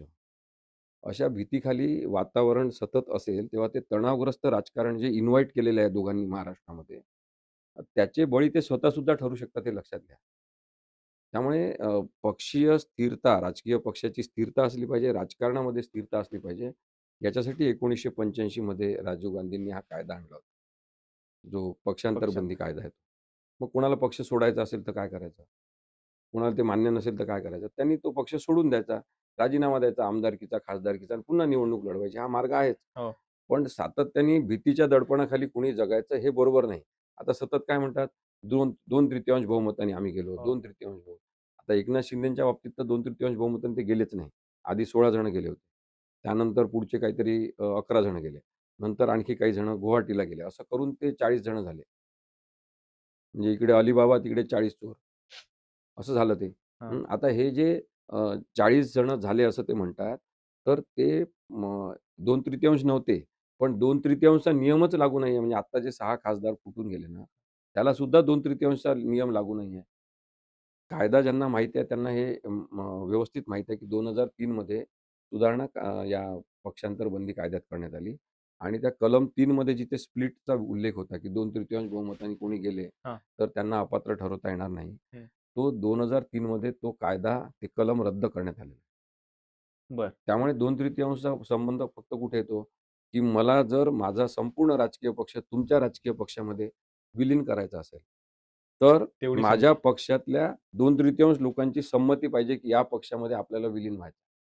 तरच ते होऊ शकते. म्हणजे राजकीय पक्ष टू राजकीय पक्षाचा निर्णय असेल तेव्हा 2/3 2/3 विषय आहे. तुम्ही 2/3 बहुमताने गेले म्हणून तुम्हाला संरक्षण असं नाही आहे. पण काय सुरू आहे तुम्ही बघा. विधानसभेमध्ये लगेच त्यांना मान्यता देतात. हं. बसायची वेगळी जागा देतात, की नाही आता तुम्ही त्या पक्षात नाही, आता या पक्षासोबत बसा. लोकसभेमध्ये 6 जण हे फुटून गेले, तर त्यांना लगेच स्वतंत्र व्यवस्था ओम बिर्लांनी दिली. त्यांना मान्यता पण देऊन टाकली, की नाही हा स्वतंत्र गट. हे सगळं बेकायदेशीर सुरू आहे. त्यामुळे मी तुम्हाला सांगतो, की आपल्याला कायदा आणि संविधान हे कधीतरी अस्तित्वात आहे, मान्य करायचं आहे की नाही आहे? करायचं. बरं कोणाला नसेलच मान्य किंवा हा कायदाच चुकीचा आहे असं वाटत असेल, तर मग नरेंद्र मोदी एवढे एकतर्फी कायदे अमित शहा आणि ते करतात. मग हा कायदा पक्षांतर बंदीचा कायदा उडवून टाका ना तुम्ही सरळ. रद्द करून टाका. कोणी पण कोणत्याही पक्षात जा असं मोकळीक देऊन टाका. संपला विषय. काहीतरी म्हणजे माझं काय म्हणणं आहे, की तुम्हाला नियम, एक नीतिमत्ता ती प्रस्थापित करून चांगलेपणा आणायचंच नाही आणि आहे ती कायद्यांची तोडफोड करायची आणि आमदार, खासदार पळवण्यासाठी मुभा द्यायची. याच्यासाठी कायदा नाही आहे. पक्षांतर बंदी कायदा असं नाव आहे त्याचं. पक्षांतर बंदी करण्यासाठी सोयीचा कायदा असं नाव नाही त्याचं. त्यामुळे हे हा जो वापर सुरू आहे ना, हा चुकीचा आहे. पण सर हे ढासळले पण कुठेतरी आपल्याला न्याय व्यवस्थेमध्ये पण तुम्हाला दिसून येतं का? जो आपला लोकशाहीचा तिसरा स्तंभ आहे, तिथं पण तुम्हाला हे ढासळले पण दिसून येतं का? म्हणजे आता सगळ्याच व्यवस्था म्हणून ते कपिल सिब्बल सरांनी म्हटलं ना, की एक इंटिग्रिटी जी आहे, एकात्मता, हं, राष्ट्राप्रती, संविधानाप्रती एकात्मता. एखाद्या व्यक्तीप्रती नाही, एखाद्या माणसाप्रती नाही, एखाद्या राजकीय पक्षाप्रती नाही, एखाद्या धर्माप्रती सुद्धा नाही. म्हणूनच ती न्यायदेवतेच्या डोळ्यावर पट्टी असायची ना. सगळीकडे जगात असते ती. किंवा माझ्यासमोर कोण आहे ते मी बघणार नाही. मी या कायद्यानुसार निर्णय देणार. हा त्याच्यामागचा उद्देश आहे. ते काय आंधळी देवता थोडी आहे, ती काय अंधा कानून थोडी आहे. पण याच्यामध्ये काय आहे, की अ, हे जे ढासळले पण तुम्ही म्हणता हे सगळीकडे आलं आहे. कारण की माणसांनी आपली माणुसकी, आपली एकात्मता ही कॉम्प्रोमाईज केलेली आहे. आणि म्हणून मग न्यायव्यवस्थेमध्ये तसे काही टुकार, ठिसूळ पायांचे लोक आहेत, जे न्यायाधीश झालेले आहेत. काही पोलीस व्यवस्थेमध्ये तसे IPS अधिकारी आहेत. प्रशासनामध्ये आहेत. काही वकील तसे आहेत. काही डॉक्टर तसे आहेत. पत्रकार तसे आहेत. हे सगळेजण ह्या सगळ्या यंत्रणा ज्या पोखरून टाकल्या ना, हं. मग त्यालाच तर आपण म्हणतो इनडायरेक्ट हुकुमशाही. ही जी अप्रत्यक्ष हुकुमशाही आणली आहे ना, हे सगळे लोकं विकत घेऊन, की निवडणूक आयोग आमचाच, हे सगळे आमचेच आणि आम्हीच काय म्हणू ते निर्णय देऊ. आणि मग आपल्याला सांगतात, की जा कोर्टात. म्हणजे आता ते मगाशी तुम्ही ट्रोलर्सचा विषय घेतला. हो. ते सांगतात, "एवढंच तुमचं म्हणणं खरं आहे तर कोर्टात जा." आम्हाला माहीत आहे ना कोण आहे कोर्टात. म्हणजे कोर्ट पण बाटवलंय. हां, काही न्यायाधीश तसे आहेत. आता बरेच न्यायाधीश चांगले असल्यामुळे अजूनही न्यायव्यवस्थेवर लोकांचा विश्वास आहे. आणि मी एकटा म्हणत नाही हे. अनेक जण म्हणतात, की आता ही न्यायव्यवस्था भ्रष्ट होण्याच्या मार्गावर गेलेली आहे. हे का दिसतं असं? ह्याच्यासाठी एक उदाहरण सांगतो, की या संपूर्ण प्रकरणामध्ये उद्धव ठाकरे खूप जिकिरीनं लढताना दिसतात आणि हेच दुसरीकडं एकनाथ शिंदे मात्र त्यांच्या साताऱ्याच्या दरेगावी निवांत होते. काल शेती करताना वगैरे दिसत होते. मग एकनाथ शिंदे एवढे शांत आणि निवांत कसे? त्यांना अमित शहाने डील दिली आहे का? किंवा त्यांना ऑलरेडी माहिती आहे का, की आपल्या बाजूने निकाल त्यांनी लागणार आहे? विधानसभेतच सांगितलं आहे. विधानसभेत त्यांनी काय सांगितलं, की मला त्यांनी सांगितलं, की तुम्ही पक्ष फोडा. बाकी मैं सब देख लेता हूँ. आणि त्यांनी त्यांचं काम केलं असं म्हटलं ना त्यांनी जेव्हा निवडणूक आयोगाने निकाल दिला. त्यामुळे अत्यंत अन्यायकारक पद्धतीने, बेकायदेशीर पद्धतीने एकनाथ शिंदेंना शिवसेना आणि धनुष्यबाण हे चिन्ह मिळालेलं आहे. हं. निवडणूक आयोग त्यांच्यासोबत नसता. न्यायालयातले काही न्यायाधीश भ्रष्ट नसते. तर हा धनुष्यबाण हे त्यांना पेलला नसता. तर अन्याय होतो म्हणजे नेमकं काय होतं? त्याचे परिणाम किती दूरगामी असतात? पण न्याय आणि अन्याय या संकल्पना आहेत ना, त्या अशा व्यक्तिगत बरेचदा असतात, की आपल्यावर आपल्या विरुद्ध काही झालं तर आपल्याला वाटतं अन्याय झाला. पण त्रयस्थ माणूस म्हणून जेव्हा ते पाहतात, तेव्हा त्यांना हे लक्षात येते, की याच्यामध्ये खरं काय, खोटं काय? खरं तर आपण संपूर्णपणे खरं आणि खोटं ठरवण्याचा कोणी प्रयत्न करत असेल, तरी ते बरेचदा जमत नाही. हं. आपण जास्तीत जास्त काय करू शकतो? सत्याच्या जवळ जाऊ शकतो.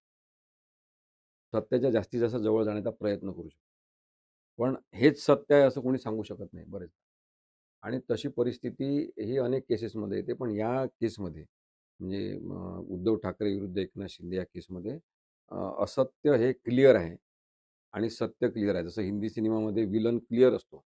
हां. तसं याच्यामध्ये खलनायक नक्की आहे. तो खलनायक आहे देवेंद्र फडणवीस आणि एकनाथ शिंदे. त्यामुळे आणि अमित शहा त्यांच्या मागे उभे आहेत ताकदवान पद्धतीने. पण हा जो अन्याय उद्धव साहेबांवर झाला किंवा शिवसेनेवर झाला किंवा शिवसेनेवर प्रेम करणाऱ्यांवर झाला. म्हणजे मी कधीही शिवसेनेचा, काँग्रेसचा, कोणत्याही पक्षाचा प्रेमी असा नाही आहे. म्हणजे तुम्हाला माहिती म्हणून सांगतो, माझे वडील तर काँग्रेस विरोधी आंदोलन करताना 9 महिने तिहाड सेंट्रल प्रिझनमध्ये राजकीय बंदी म्हणून होते. त्यांनी तेव्हा आणीबाणी विरुद्ध आंदोलन केलं होतं. त्यामुळे माझ्या वडिलांना मी जेव्हा विचारलं, त्यांनी सांगितलं, "आमची लढाई इंदिरा गांधींविरुद्ध नव्हती. आमची लढाई चुकीच्या प्रवृत्तीविरुद्ध होती." मग आता ती प्रवृत्ती जर नरेंद्र मोदी असेल, तर मी नरेंद्र मोदीच्या विरुद्ध आहे. प्रवृत्ती म्हणून. त्या व्यक्तीचं मला काही देणं-घेणं नाही. त्यांनी आपल्या घरी बसावं, आपण त्यांच्याबद्दल बोलणार पण नाही. पण जे काही नुकसान केलं आहे 12 वर्षामध्ये भारताचं, त्याच्यामध्ये अन्याय, अन्याय, अन्याय प्रत्येक पातळीवर. म्हणजे आंदोलन करणाऱ्यांवर अन्याय, सत्य सांगणाऱ्यांवर अन्याय, आमचं ऐकत नाही तुमच्यावर अन्याय, तुम्हाला वाळीत टाकणार, तुम्हाला जेलमध्ये टाकणार. कितीतरी लोकांना जेलमध्ये टाकलंय. सोनम वांगचुकला पण जेलमध्ये टाकलं. खूप उदाहरणं अशी आहेत. मग आता याच्यात आपण पाहिलं तर अन्यायाची किंमत काय आहे? म्हणजे कुणाला तरी जामीनच मिळू द्यायचा नाही. आपल्या न्यायाधीशांना सांगायचं यांना जामीनच देऊ. जामीनच देत नाहीत. बाकीच्या प्रकरणामध्ये बलात्कार केलेले असतात, त्यांना शिक्षा झालेली असते, त्यांना सोडतात तेव्हा त्यांचा बाहेर सत्कार करतात. हे जे सुरू आहे ना सगळं, तेव्हा लोकं बघतात तेव्हा मग त्यांना लक्षात येतं, हे अन्यायाचं राज्य आहे. न्यायाचं काही राज्य नाही. कायद्याचं राज्य राहिलंच नाही, काय द्यायचं राज्य आलेलं आहे. काय द्यायचं? हां, असं लोकांच्या लक्षात येते आणि म्हणून अन्यायाची किंमत आपण काढली पाहिजे. उद्धव ठाकरेंवर, शिवसेनेवर किंवा एका राजकारणाच्या एका पूर्ण या स्पॅनमध्ये म्हणजे राजकारणावरच जो इम्पॅक्ट झालेला आहे ना, वाईटपणाचा, ती सावली पडलेली आहे एक राक्षसी स्वरूपाची. त्याचा हिशोब केला आपण तर असं लक्षात येते, की या अन्यायाची किंमत अनेक वर्ष आपल्याला भोगावं लागते. आणि म्हणून न्याय होणं गरजेचं आहे. प्रत्येक न्यायाची किंमत असते तसं अन्यायाची किंमत असते. आणि ते व्हॅल्युएशन जर काढायचं असेल ना, तर मग आपल्याला अन्यायग्रस्तता, सामाजिक वास्तव, व्यवस्थात्मक वास्तव, त्यानंतर वाया जाणारे मानवी श्रम किती आहे त्याच्यामध्ये, राजकारणाची आणि माणसांची होणारी मानसिक हानी, जे तुम्हाला मगाशी सांगितलं की मानसिक प्रभाव आणि ताणतणाव, हो. या सगळ्या गोष्टींचं जर ऑडिट केलं आपण, तर याचं नुकसान खूप मोठं आहे. की काहीही केलं तरी यांना काही होत नाही. लोकं का म्हणतात असं सगळीकडे सोशल मीडियावर आणि आम्हाला लोकं भेटतात तेव्हा? काही होणार नाही हो, तुम्ही किती पण आपटा. हां. असं लोकं का म्हणतात? कारण की त्यांना माहीत झालंय की आता जे सत्य हरवून गेलेलं आहे आणि असत्य सत्याचे कपडे घालून फिरायला लागलेलं आहे आणि ते प्रस्थापित झालेलं आहे. त्याला तुम्ही आता हात लावू शकत नाही. असं लोकांना जेव्हा वाटायला लागते, तेव्हा अन्यायग्रस्तता अपरिहार्यपणे नाईलाजाने लोकांनी स्वीकारणं ही खूप मोठी किंमत आहे.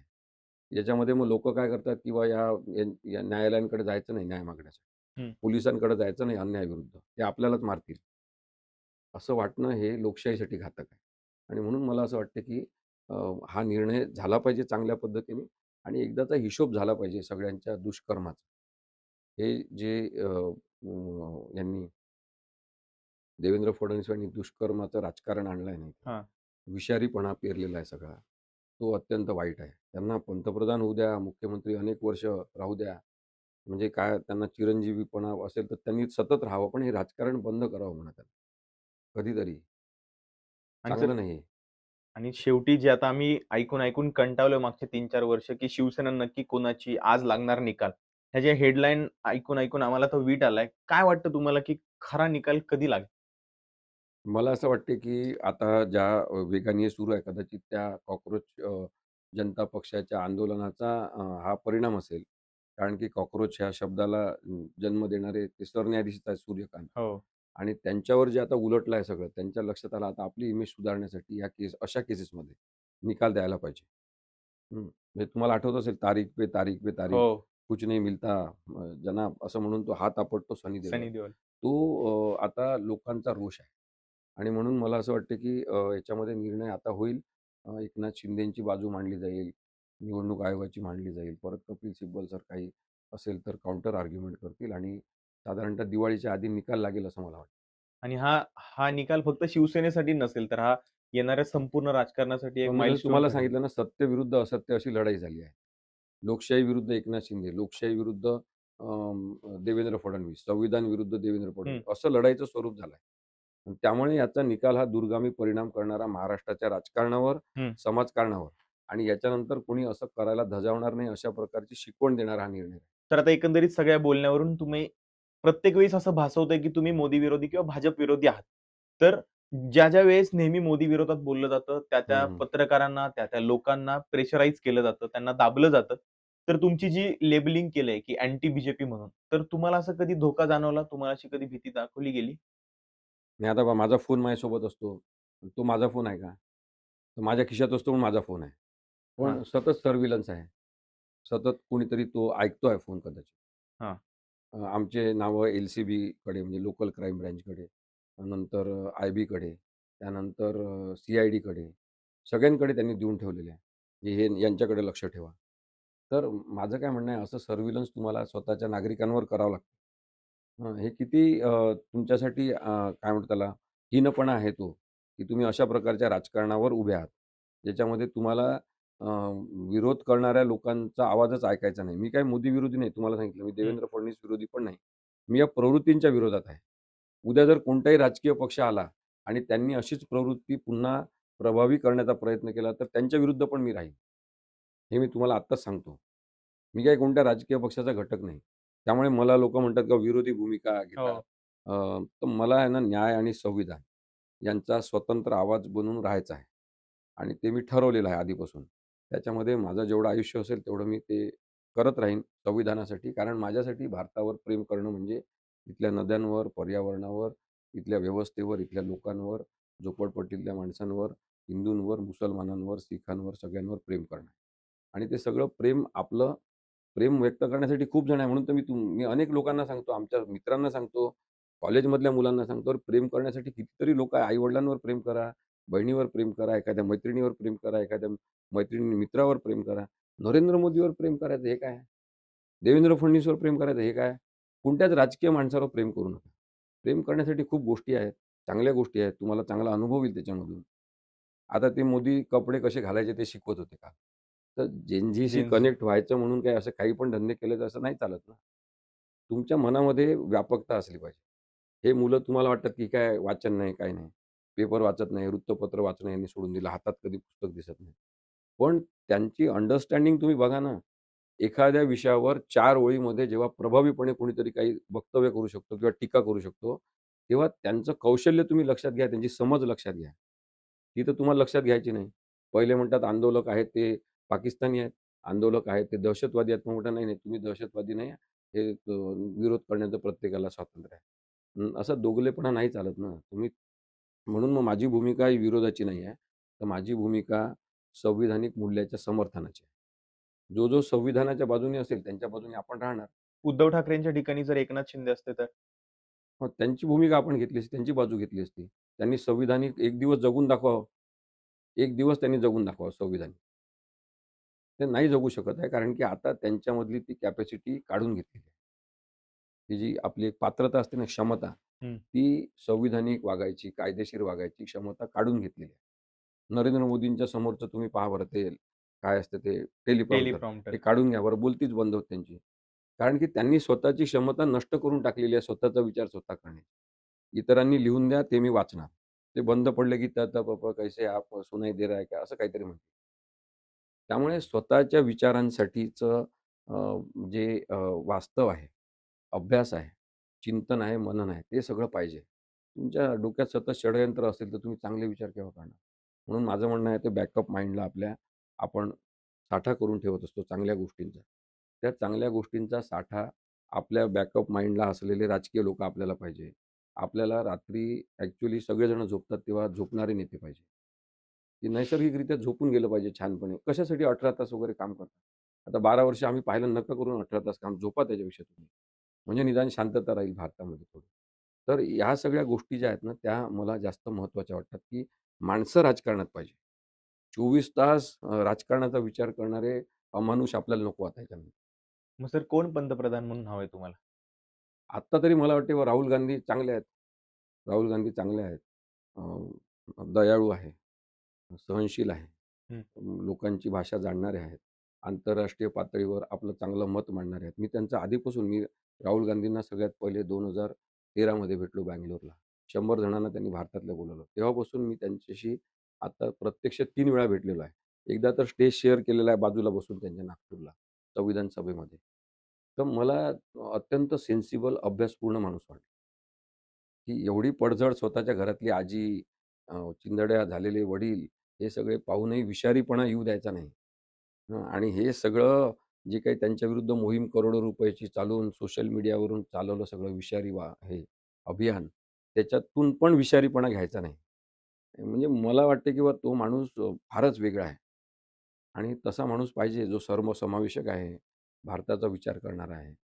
आता त्यांनी तर ते कुत्र्यांसोबत वगैरे व्हिडिओ केले. आता दुसरे पण काही जण अजून प्राण्यांसोबत करतील. मोदी साहेबांचे तर वाघांसोबत पण आहेत. तर तसं नुसतंच दिखाऊपणा करून चालत नाही. ते मनापासूनचं प्रेम आहे ते लोकं ओळखतात. म्हणजे आजच्या पिढीचं चांगलेपण किंवा ताकद काय आहे ते ओळखतात. नाटकीपणा काय आहे आणि खरोखरपणा काय आहे. त्यामुळे ती सत्यता आपल्या समाजामध्ये, राजकारणामध्ये, वकिलीमध्ये, न्यायालयांमध्ये, पोलिसांमध्ये येईल. तेव्हा आपण भारतावरचं प्रेम व्यक्त करायला लागू. आता काय झालं, की अनेक वर्ष म्हणजे मागचे 12 वर्ष तर विशेषतः आपण पाहिलं, की न्यायव्यवस्था पदावर बसलेले लोकं मोठ्या अधिकारवाणीने काहीही बोलायला लागले. असंवेदनशीलता सतत दाखवायला लागले आणि या असंवेदनशीलतेचा कडेलोट झाला. लोकांच्या मनामध्ये त्याच्याबद्दल काही चांगली भावना उरली नाही. हे तुम्ही तिथे बसलाय म्हणजे काही पण म्हणाल का? की आम्हाला कोणीच पदावरून काढू शकत नाही. 5 वर्ष आम्हाला कोणीच हटवू शकत नाही. आम्ही रिटायर्ड होईपर्यंत आम्हाला कोणी हात लावू शकत नाही. असं वाटून जो एक उद्धट आविर्भाव तयार झाला न्यायव्यवस्थेमध्ये सुद्धा, अ, त्याच्या विरोधात हा आवाज उठला आणि जेव्हा जस्टिस सूर्यकांत यांनी थेट म्हटलं, म्हणजे त्यांनी नंतर सारवासारव काही पण केलेली असो, त्यांनी थेट म्हटलेलं आहे, की काही लोकं असे कॉकरोचसारखे माहिती अधिकार वापरतात, काही जण हे करतात, काही जण केसेस दाखल करतात. हे अत्यंत असंवेदनशील विधान आहे आणि त्यांच्या पदावर बसलेल्या माणसांना हे शोभत नाही. आता काय झालं भारतामध्ये आणि जगामध्ये सुद्धा अनेक ठिकाणी, भारतामध्ये तर विशेषतः एकाच वेळेस सुमार दर्जाचे सगळे लोकं मोठ्या-मोठ्या पदावर बसले. आणि त्याचा एक मोठा इम्पॅक्ट या तरुण पिढीवर झाला. जेव्हा ते कंपेअर करायला लागले, की आपल्या देशाचे पंतप्रधान आणि एखाद्या दुसऱ्या देशाचे पंतप्रधान, जे काम झालं की रेल्वेने निघून जातात. जे काम झालं की सायकल चालवत आपल्या घरी जातात. जे टी-शर्ट घालून असतात किंवा युद्ध सुरू आहे तरीसुद्धा अत्यंत चांगल्या पद्धतीने टी-शर्ट आणि पॅन्ट घालून कोणताही असा ताण चेहऱ्यावर न दाखवता, नाटकीय न बोलता सांगतात किंवा रशियाने असं करावं, आम्ही असं करू आणि हे युद्ध थांबवलं पाहिजे. हे अत्यंत संयमितपणे सांगतात. तेव्हा मुलं विचार करायला लागली, आमच्या देशाचा पंतप्रधान असा का नाही आहे? आमच्या देशाचे न्यायाधीश असे का नाही आहेत, जे डोनाल्ड ट्रम्प एवढा ताकदवान असूनही त्याच्या विरुद्ध एक लोअर कोर्ट त्याच्या विरुद्ध जाऊन सांगते, की तुम्ही हे चुकीचं केलेलं आहे. तर ही अपेक्षा आहे लोकांची आणि ती अपेक्षा खूप वर्ष दाबल्या गेल्यावर अचानक त्यांना कॉकरोच म्हणून हिणवलं गेलं या सगळ्या लोकांना, जे परिवर्तनाची आस धरून आहेत, भारतावर प्रेम करणारे आहेत आणि त्यातून कॉकरोच जनता पार्टी असा उदय झाला. त्या उद्रेकाचा तो उदय आहे. आणि तुम्ही म्हणता ते अगदी बरोबर आहे, की असंतोषाची ठिणगी पडली, की ती वणवा म्हणून पेटत जाते. नक्की. तेव्हा जर स्वातंत्र्यपूर्व काळामध्ये लोकमान्य टिळकांना असंतोषाचे जनक म्हटलं असेल, तर आत्ताचे असंतोषाचे जनक हे जस्टिस सूर्यकांत आहे. आत्ताच्या असंतोषाचे जनक वेगळ्या अर्थाने नरेंद्र मोदी आहेत. देवेंद्र फडणवीस आहेत. आणि त्यामुळे हे मुलं आता एकत्र झाले. आता तुम्ही पाहिलं, की ते त्यांची भाषा, त्यांची अभिव्यक्ती, ते अत्यंत वेगळ्या पद्धतीने त्यांचं मांडणं, चित्र काढणं, काहीतरी एखादे वाक्य वापरणं. आता हे सगळं जे आहे ना, ते मला वाटते, की खूप वेगळं आहे आणि ही धग आता पेटणार आहे. त्यामुळे त्यांनी आता परत संघटना बांधणी वगैरे आता सगळीकडे सुरू केलेली आहे. आम्ही जेव्हा म्हणजे भारतातली पहिली सभा पुण्यामध्ये जेव्हा झाली हां. पत्रकार परिषद, तेव्हा अभिजित दिपके भेटायला आला आम्हाला. तेव्हा मी त्याला महात्मा गांधी आणि आंबेडकरांची प्रतिमा भेट दिली पत्रकार परिषदेमध्ये. त्या परिषदेमध्ये दिलेली ती ती फोटो फ्रेम त्यांनी तिथे जंतर मंतरवर पण ठेवली स्टेजवर मुख्य भागी. कारण आमचं त्याला म्हणणं होतं, की तू आंबेडकर आणि गांधींचा हात सोडायचा. भारतात आंदोलन करायचं असेल, तर हे लोकं आहेत, ज्यांनी आंदोलनाची एक लोकशाहीपूर्ण प्रक्रिया डिफाईन केलेली आहे संविधानाच्या माध्यमातून आणि प्रत्यक्ष आंदोलनाच्या माध्यमातून. त्यांचीच विचारधारा पुढे न्यायची. तर आपण पाहिलं, की अभिजित दिपकेनी सातत्याने अहिंसा, सत्य, सत्याग्रह आणि परिवर्तन या गोष्टींचे उल्लेख केलेले आहे आणि तो हो. फोटो त्यांनी मध्यभागी ठेवला. मला असं वाटतं, की ही विचारधाराच भारताला पुढे घेऊन जाणार. गांधी आणि आंबेडकरांचा हात एकत्र असेल, तर कोणतीच ताकद त्या माणसाला रोखू शकत नाही. हं. आणि त्यामुळे आता परिवर्तन होणार हे नक्की आहे. पुन्हा जर माज दाखवला सरकारने, सरकारच्या कोणत्याही नेत्यांनी, तर आता ही मुलं ऐकून घेणार नाही. नक्कीच, कारण की त्यांच्या स्वप्नातला भारत त्यांना साकारायचा अधिकार. नक्कीच. आणि सी चे समाजावरती नक्कीच चांगले परिणाम बघायला मिळतील आणि त्याच पद्धतीने फक्त मला काय वाटते हां, माहिती आहे का, की हिंसा कोणती व्हायला नको. हिंसक पद्धतीने काही पण व्हायला नको. अहिंसक मार्गाने सगळं झालं पाहिजे. कारण आपण संविधान आणि लोकशाही मानणारे असू, तर त्याच्यामध्ये हिंसा, इतरांच्या मनावर व्रण उमटवणं, असभ्य बोलणं हे नसलं पाहिजे. त्यामुळे ते सगळं डायल्यूट होऊन अ, अहिंसक पद्धतीने शांततामय आंदोलनं झाले पाहिजे आणि तो वेगळेपण ते आहे आपल्यामध्ये. त्यामुळे ज्या मुलांनी तुम्ही पाहिलं, की कुठे हिंसा केली नाही. हो. म्हणजे नेपाळमध्ये झालं तसं होईल का भारतामध्ये? तर कदाचित त्याच्यापेक्षा भयानक सगळं होणार आहे. म्हणजे सत्तांतर भयानक होणार आहे. पण अ, आंदोलन तसं होणार नाही. याची ग्वाही त्यांनी दिलेली आहे आपल्याला, की आपण लोकशाही पद्धतीनेच आंदोलन करू. नक्कीच पुढे जाऊन आपल्याला कळेलच, की समाजासाठी एक मोठा माइलस्टोन ठरेलच. त्या पद्धतीनं तुम्ही जी केस लढवताय, तुमची जी झुंज आहे या न्यायव्यवस्थेशी आणि उद्धव ठाकरेंच्या बाजूने, शिवसेनेच्या बाजूने, त्याचा पण निकाल लवकरात लवकर लागो आणि महाराष्ट्राच्याच नाही तर भारताच्या राजकारणावरती त्याचे अगणित चांगले परिणाम होवोत एवढीच इच्छा आहे सर. तुम्ही आज कट टू कट पॉडकास्टमध्ये आलात. तुमचं खूप खूप आभार. हम्म. तुम्हाला कसं वाटलं सर आमच्याशी गप्पा मारून? फार छान वाटलं. माझे कट टू कटला शुभेच्छा आहे. तुम्ही सगळेजण मिळून आजच्या पिढीचा आवाज बना आणि लोकशाही बुलंद होईल असं आपण अपेक्षा करू. नक्कीच सर. तुम्हाला हा पॉडकास्ट कसा वाटला ते आम्हाला कमेंट्समध्ये नक्की सांगा. तुमचे काही प्रश्न असतील, तुमची काही निरीक्षणं असतील, जी तुम्हाला वाटत असेल, तुमचं मत कमेंट्समध्ये सांगायला विसरू नका आणि या पॉडकास्टला लाईक करा, शेअर करा. आता नवीन एक ऑप्शन आला हाइप करायचा, तर तो हाइपही करा आणि कट टू कट या YouTube चॅनलला सबस्क्राईब करायला विसरू नका. धन्यवाद.